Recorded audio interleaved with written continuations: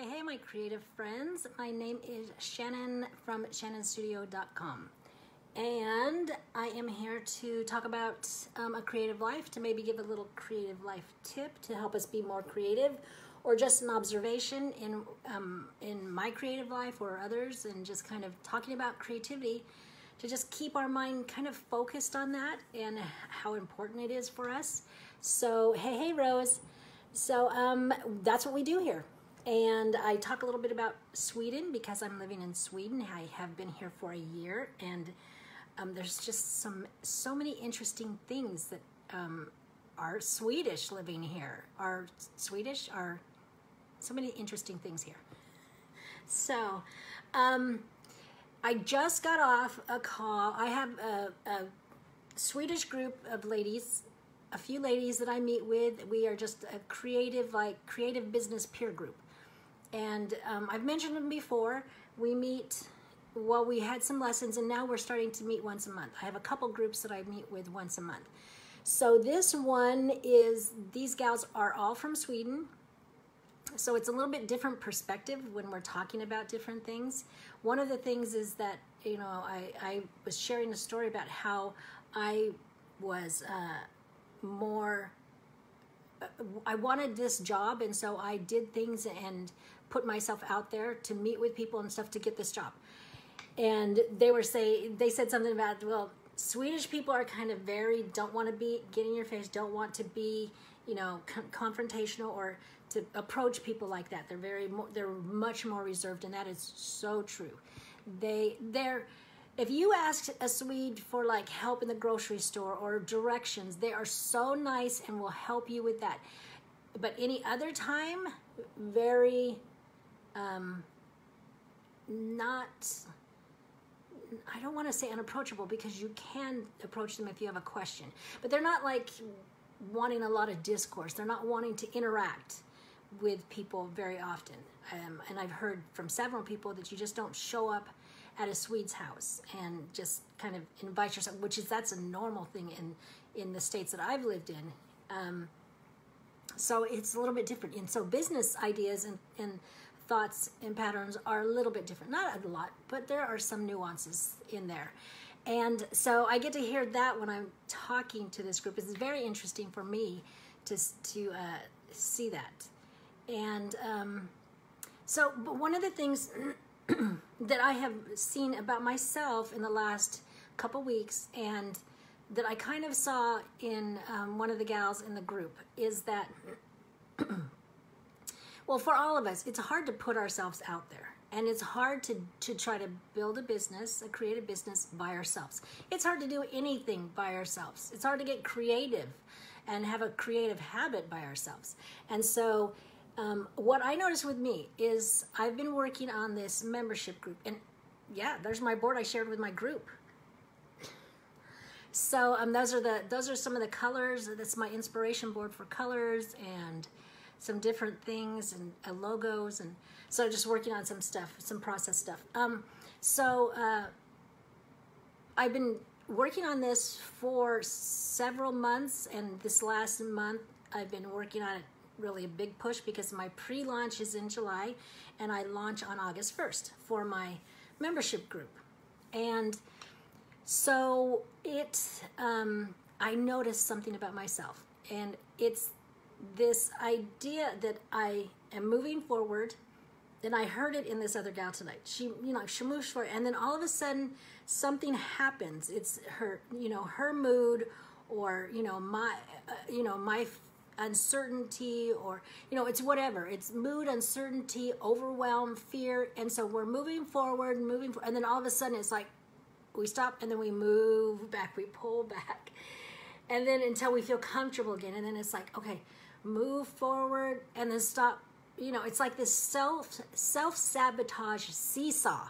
It's like we go back and forth, or swing, whatever, or up and down, up and down. So it's this, I think it's a part of, I think that's partly a natural process. But if we do it so often that we stop our progress, I think that's the self-sabotage part. And so, for instance, on this membership stuff I'm doing, I was like, oh, I don't, what am I going to, why am I doing this? I can't do this. I just started, maybe I should try something else. And when I said that in my head, maybe I should try something else. And I thought, you haven't even really tried this. So why don't you try this first, and then if this doesn't work, then try something else. Because I think that's my mechanism where I'll start to do something, somebody will say something, or I'll feel something, and then it's like, okay, fine, this is dumb, and I won't do it. And I quit doing it. There are several things that I look back now that if I would have continued on, then I would be in a whole different place, but for several different reasons, I stopped doing or didn't start doing whatever it was. And so this time I determined that I have to follow through.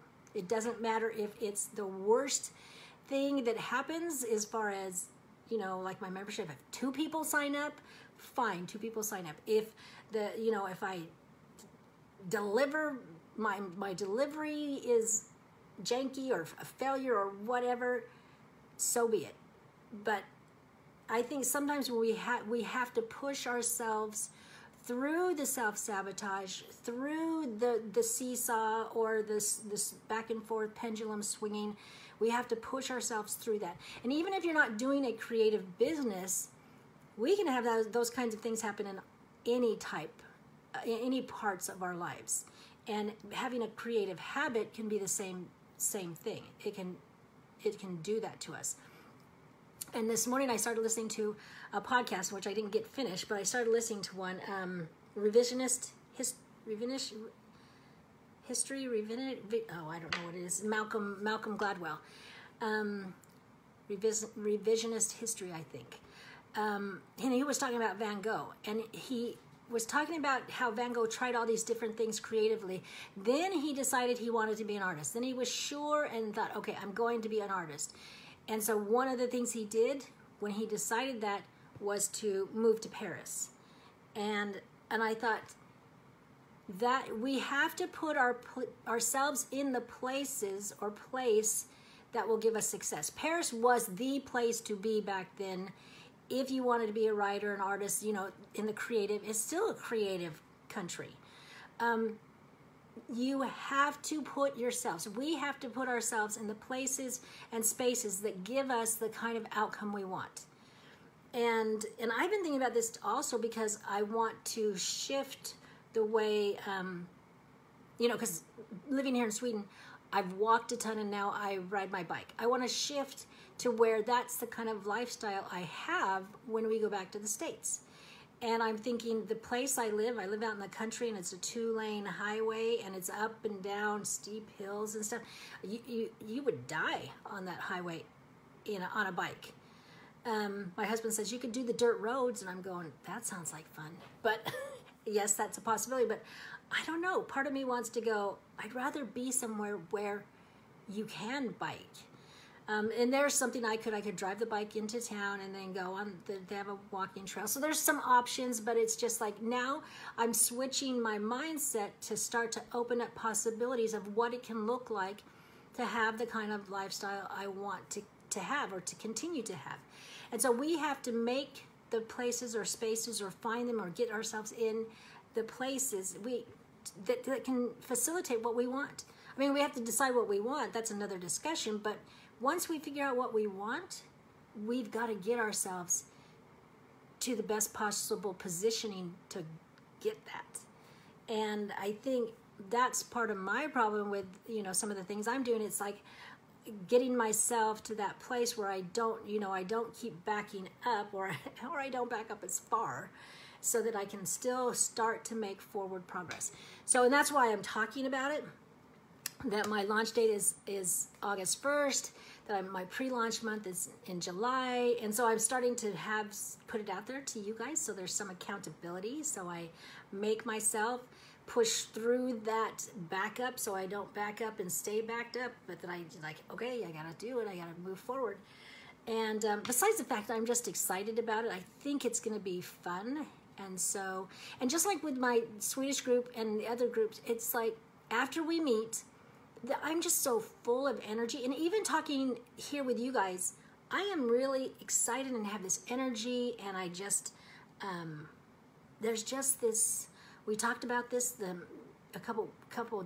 few days ago, where I think it was Twyla Thorpe said that the atoms start bouncing off of each other, and when you start to get in close proximity to people, I think that there's just that kind of an energy when you interact with people who are challenging themselves and moving forward and doing things and trying things. I think there's just this energy, and I think that's one of the reasons Van Gogh was going to Paris. It's not like he couldn't paint somewhere else, but he knew putting himself in a certain place would help him progress. And so that's the tip tonight.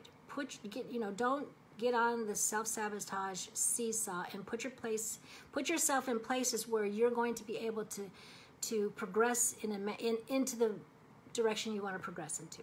So that's the tip tonight. And anything else? Don't think so. Just excited. I was just excited to be out of my group. And you can watch for this and see. And tell me, what do you think about that color palette, that thing? Just a thought you can share. All right. Remember, you have a creative heartbeat, so listen for it. And I will be back tomorrow. Bye.